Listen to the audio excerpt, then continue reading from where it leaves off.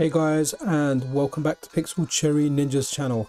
This week's game recommendation is a game called Power Quest for the Game Boy Color. Now, I never played this game back in the day.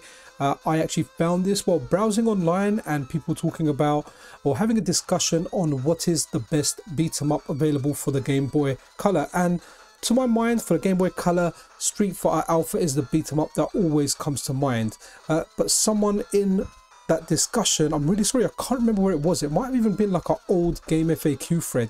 Now, someone in that discussion mentioned Power Quest as being the best game, but saying because Street Fighter Alpha came out, this never really saw the light of day or got the love that it deserved. And I checked it out, and honestly, like, the game, it's really good. But let's get into this. Before we do, guys, if you're not subscribed to the channel, then a subscription and a like is super appreciated. It is the best way you can currently help the channel. Okay guys, absolutely love the Game Boy boot up screen. I had to add that in there because it always gives me nostalgia. Guys, as soon as you start the game, you'll notice that you've got start, continue, one player and versus, so we know we can play two player, and we will have a look at the two player mode at the end of this video. But for now, we're going to look at the campaign, the arcade mode, the characters, and this game is fantastic. Now, the continue, the save system, there is no save system in this. You get passwords, and you need to note down the password like we did in the old games, and that password is what will give you your save game and will record all your stats. There's a lot of dialogue at the beginning, but ultimately you end up in a shop. You get 1,000 credits, which you don't need to spend straight away, and you can pick one of the 5 starting models. I've gone with Max at the beginning, who is very much like Ryu. He has a fireball, he has a dragon punch, he doesn't have a hurricane kick, and has a kind of punch. That's the password screen I was talking about. But let's have a look at the game actually running it when we go into the overworld. Now, the overworld, I get those Pokemon-y vibes, I just do, and it doesn't exactly look like Pokemon, but it's cool. You walk around, you speak to people, and it's like, hey, yeah, you want to come at me? Challenge me. Unfortunately, the first character I'm fighting is my own character. It would have been nice to see a different character, but don't worry, we are going to have a look at all the characters. You can zone in this game. You can fireball, and when they jump, you can do a dragon. Honestly, it feels fantastic. I'm not doing a great job at playing it, and one other thing in this, you can combo, guys. You can proper combo in this game, and the combos are quite easy as well. I was getting dragon punches out by accident when I was just kind of going forward and moving it diagonal down, so it's got shortcuts in there to make execution easier. Looking at the overworld, it's just nice to walk around, and what you can do is, if you incur losses or even if you incur wins, you can go and challenge the same people again and just build up currency. Again, interesting speaking to the NPCs. Here's a different character. This is a really good character. We'll have a look at Lon after, but yeah, like, awesome. Like, so you've got that kind of grind it out, get some more money, buy some more components, buy some more stuff for your character, and you can keep going around doing that. Once you complete fights, head over to the shop with your winnings and buy some new moves, buy some things for your characters. Now, I've only earned 40 credits from fighting. 1,000 credits is what I was given at the beginning. But let's go ahead and buy a move. I'm going to buy a wave punch. Okay, let's do that. Okay, as you can see, I've got 40 credits left. Then let's exit out again, and we'll challenge someone.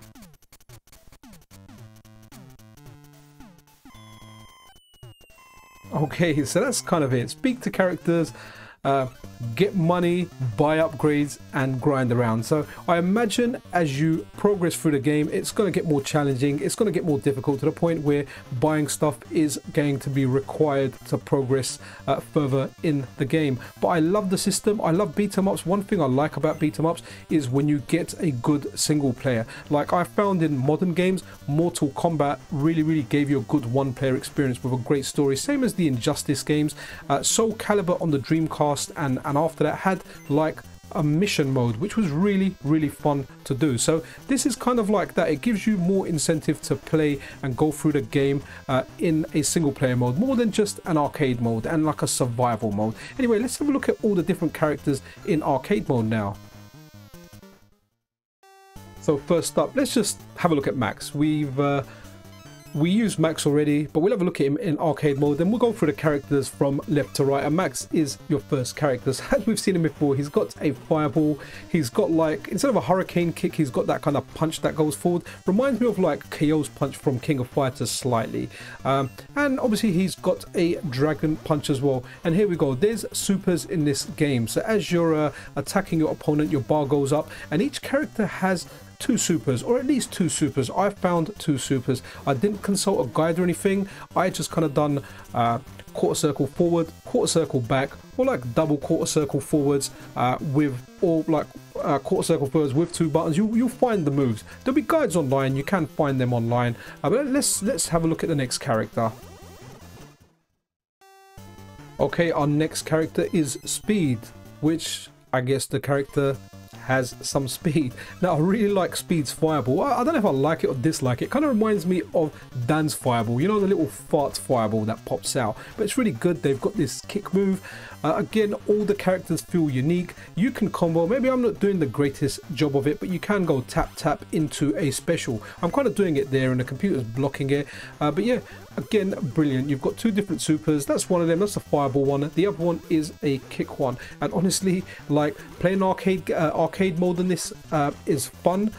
So is the one player. And I saw a two player option down there, and we're gonna have a look at the link cable usage just to see how well it plays. And that's the other super there. All right, let's move on to the next character. Our next character is Gong. Gong is like your heavyweight character, but he still plays really, really nice. I thought he was a grappler, but I couldn't get much grappling moves apart from the normal throw.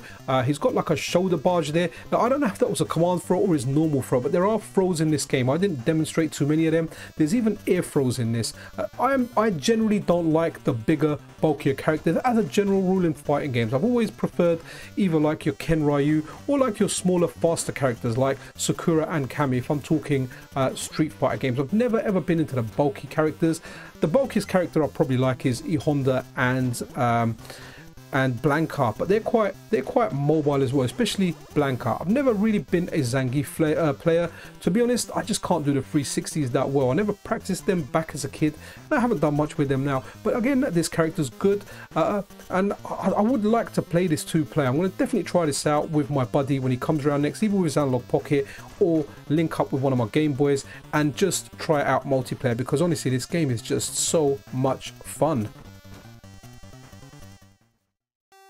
Okay, our next character is Axe. Now, the first time I played this game, I picked Axe. I don't know what it was. It just kind of sounded cool. Loved like the alien look about him. Now, Max is similar to Blanca in the fact he's got a cannonball roll kind of looking move. Now, that cannonball roll is not a charge move. As far as I know, there are no charge moves in this game. He's got a fireball and he's got that charge, and he's really, really fun to play. You can do some nice combos with him. I'm only touching the surface with them, maybe like probably 2-hit combos what I'm doing here, but when I was messing about with this, I did get a 4-hit combo once, because hey man, I'm a badass. But yeah, Gong's really good. I like his playstyle, and I love his win screen with his massive kind of tongue popping out. So again, variety of characters. I'd really like to play this multiplayer just to see what the strategy is like and how it plays. But this is Gong. Oh, sorry, before I go, that was the air throw. Wow, I knew I got some of it when I captured this footage. So yeah, you've got air throws in there as well. I think that's a universal tactic. I've done it with more than one character. But anyway, let's move on to the next character. Okay, our next character is Lon, and Lon is cool. I don't know what he's supposed to be, but the way he's dressed and the way he looks, it kind of reminds me of the Shaolin monk character from Virtua Fighter and other games that are similar.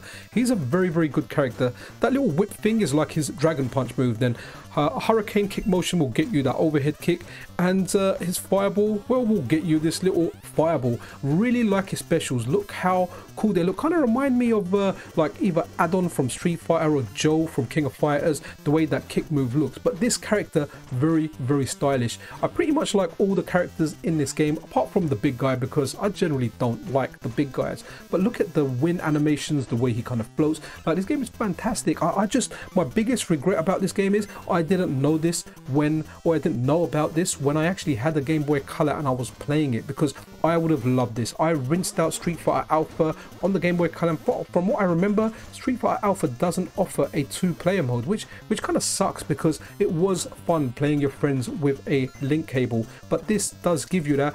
And I think if Street Fighter Alpha wasn't out, this game would have done a lot better. It's just definitely Street Fighter, being the big brand it is, kind of took the fighting game crown, I guess, for the time for the Game Boy Color, but this is definitely the better game. Okay, so the final character we're looking at is Bolrot, which is a wordplay on robot. Okay, when I played this character, I was like, what is going on? He can do nothing apart from walk forward and backwards and punch. There are no specials. I tried all the motions. When I'm standing still there, I'm trying to jump. All he can do is punch. So I like the sense of humor that these devs have got, because they've just added a joke character in this game. Literally, like, you cannot do anything with this character. And after I played this character, I was thinking, is there more to it? I had to go and research it online, and I had a look online, and this is all he can do. He can just walk forward and backwards and punch. There is nothing more to this character, but I love the addition of this character in there. I wonder if you can win. I'm not even sure if this character can block. I was playing with him. So if you are playing 2-player and you're playing against anyone and it's the first time you're playing it, don't try this character. And if you want to get easy wins, maybe encourage your opponent to pick this character. But yeah, Bolrot, yeah, nah.